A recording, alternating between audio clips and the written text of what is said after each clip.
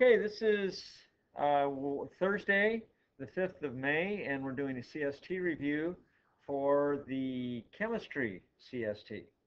And this would be good for anybody who has taken chemistry, especially it's good for someone who's taken chemistry in the summer and they're trying to get back into it. You haven't seen anything about chemistry for almost a year.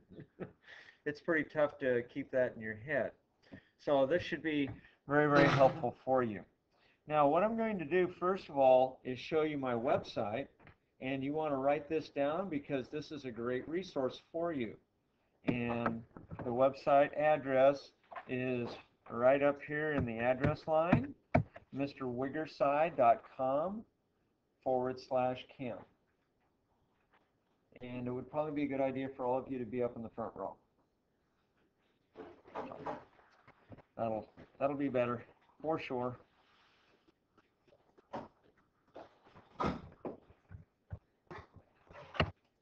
Okay, so I've just written that in now so you can see that, and you're going to find stuff on my website that will be exceptionally helpful for you. And because I'm going to go through this now on the video, you'll be able to go back and relive the video and be able to find all the stuff that I'm going to show you right now.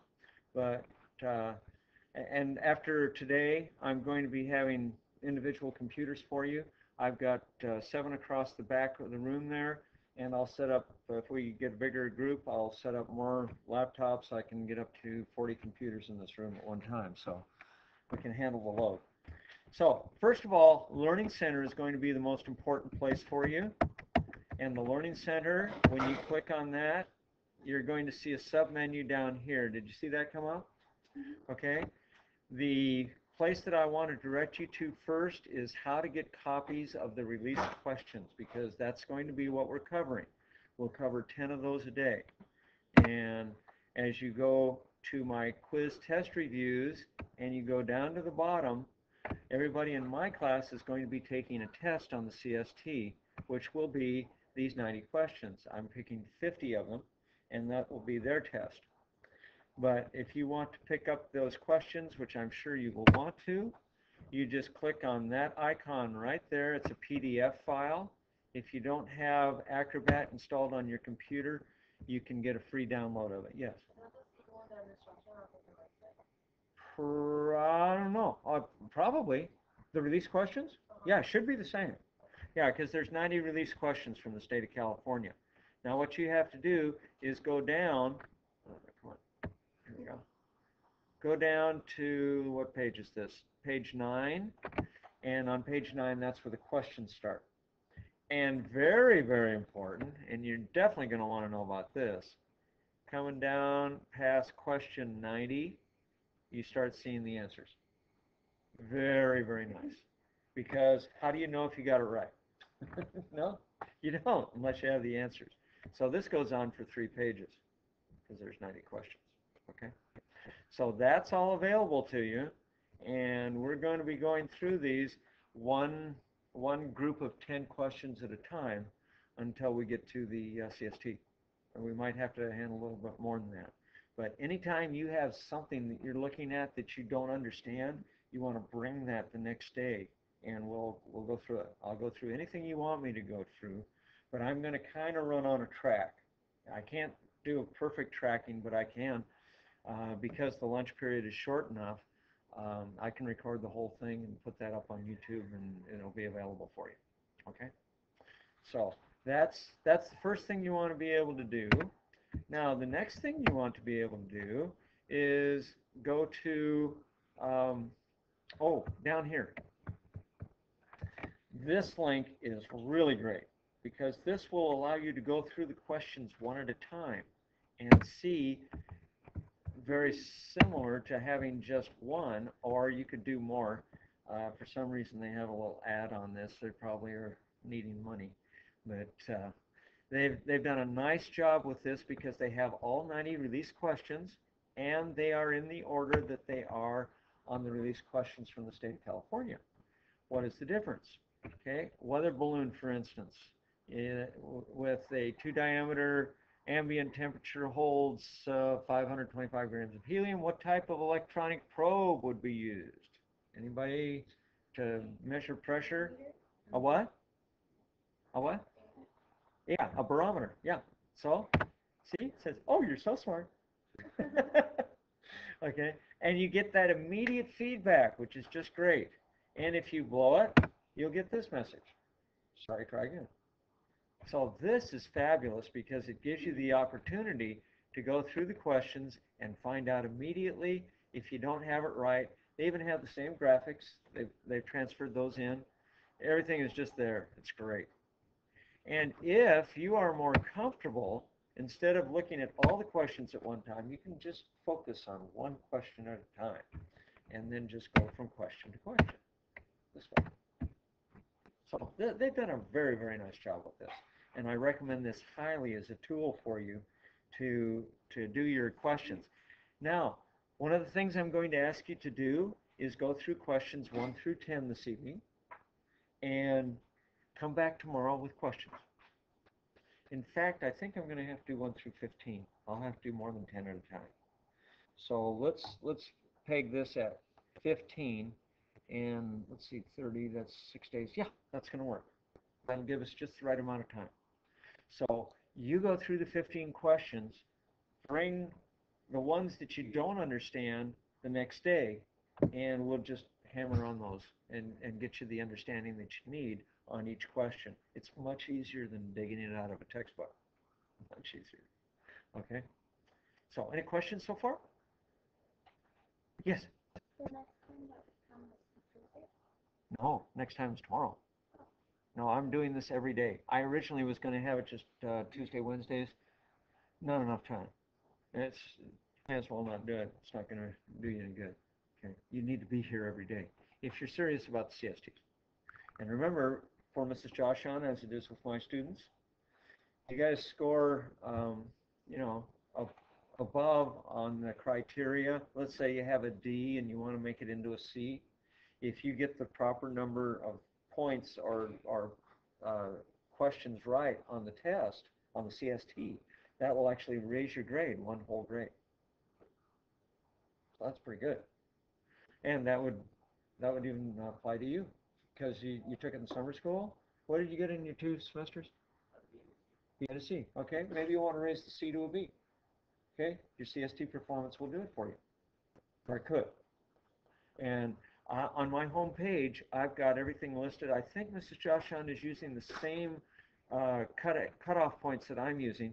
Let's go back here and look at the website again. On my home page, you will see the criteria that I use with my students. And here it is right here. Okay, basic, which is scoring 300 or better on the CST, will raise an F to a D, and so on. They're all detailed right here. Okay, so you could just have it. That's your goal in scoring on the CST to get whatever you want. Okay. So next thing, you're going to see that I have in my learning center web helps. I have web helps that will choke a horse. I mean, there's lots of stuff here. You will also see Wigger vids, which go through. If you see a Wigger vid or anything in my stuff that's online here that I call web helps, see anything there that covers a subject that you don't understand, you know, and there wasn't enough time in the lunch thing to go through it, bingo, you got it. Okay? Because these go straight to YouTube. They're direct links, and they will get you whatever information you might need in that particular subject. Okay, here's my stuff. Right here.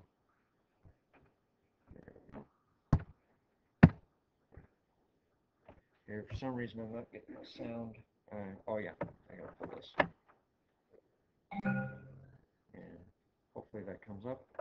Or maybe I better put it back in and just use these speakers.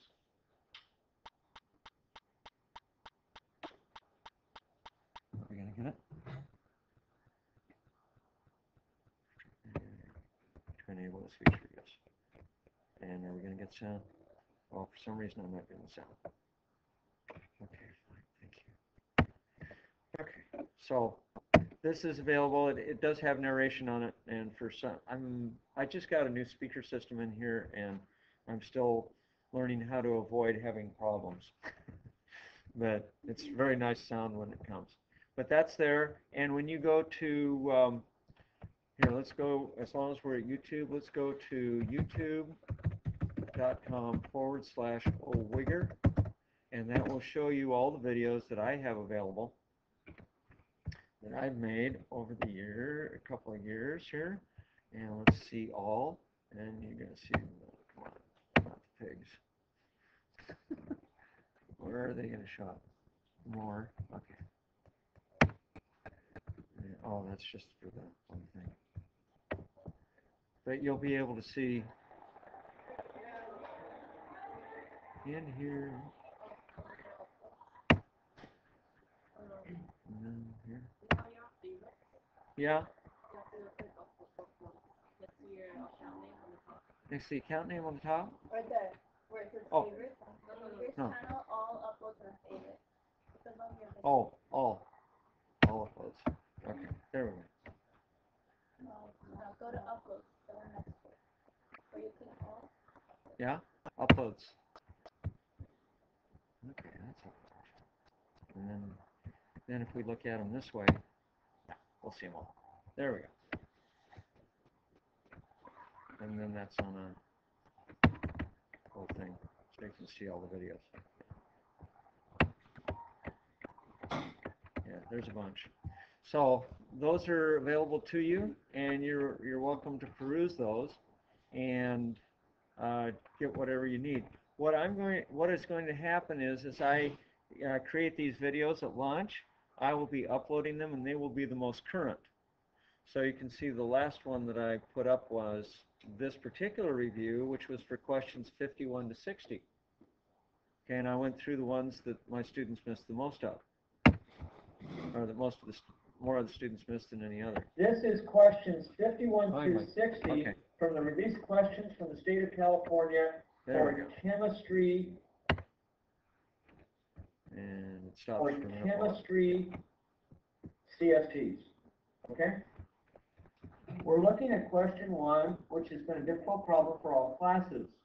And what I'm trying to point out on the reasoning on this is you need to know that water is see how my little cursor moves and whatnot? You can see exactly what's going on. And hexane is a nonpolar solvent. Any oil is a nonpolar solvent. So up here, where it says you want to find a nonpolar solute in a polar solvent, nonpolar. Y'all know the difference between solute and solvent? Okay, what's the solute? Okay, I got salt water. What's the solute? Good. And water then is the solvent, right? Okay, good. So you know those. Will not dissolve in polar. So water being polar, naphthalene is the dude that is not going to dissolve in a polar solvent. Unfortunately, there's a lot of double negatives here, and the logic can get away from you.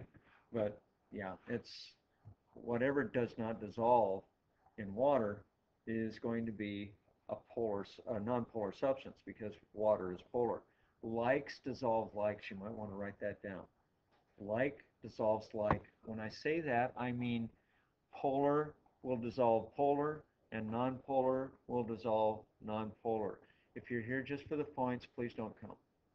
You need to be taking notes. Okay.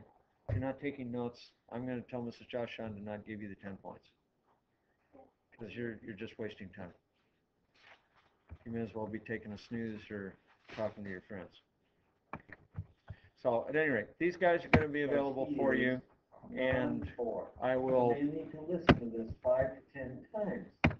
So, that's the kind of thing that I have available for you. I would recommend for any chapter that you're having trouble in, you go to the web helps, and you're going to find a ton of stuff there for you. It's probably an overkill, if anything. You're not going to be lacking for help. All right. So that's how that's going to go. And so you know where my YouTube channel is. It's just, and I'll write it up here one more time for you. This is YouTube. youtube.com/aware.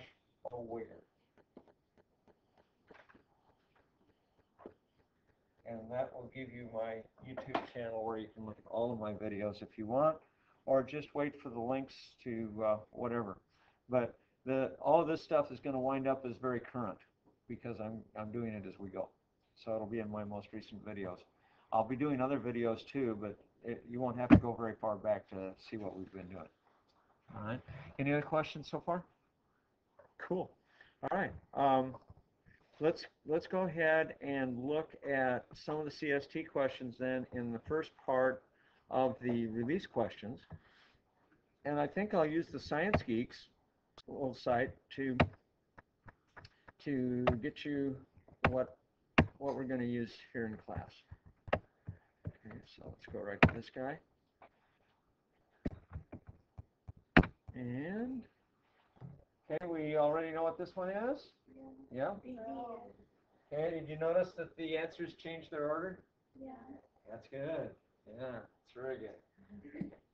And now, which would be most appropriate for collecting data during a neutralization? First of all, what's neutralization? pH. Yeah, it has to do with pH. Okay, you're on the track. What? Both acids and bases. Acids and bases. You're going to have both. Are equal. Like Okay, if you're going to neutralize it, you have to have the same amount of acid molecules that you have base molecules. If it's a monoprotic acid, you know what monoprotic? One hydrogen. Protic means proton, okay? Monoprotic. Let's do a monoprotic acid here.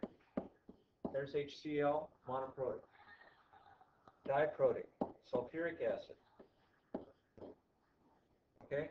And triprotic would be what? Yeah, there's 3. Can you remember anyone? H3, what? No, that would be a monoprotic. All the chloride, hypochlorite, chloride, chlorate, and perchlorate, they all have a 1- charge, so we'll only have 1 proton. Okay? But anybody remember phosphoric acid? Okay, phosphate has a 3- charge. H3PO4, there's your phosphoric acid. And that's triprotic acid. Okay? The reason I brought that up is if you're doing a neutralization reaction, if I have a 1 molar solution of HCl and a 1 molar solution of phosphoric acid, this will neutralize 3 times as much of the base because it has 3 protons to give, okay? And bases can be the same way, okay? They can have 1, 2, or 3 hydroxides, okay? So we're off to a start. If you want to review anything that I've got here, I will have this online for you tonight.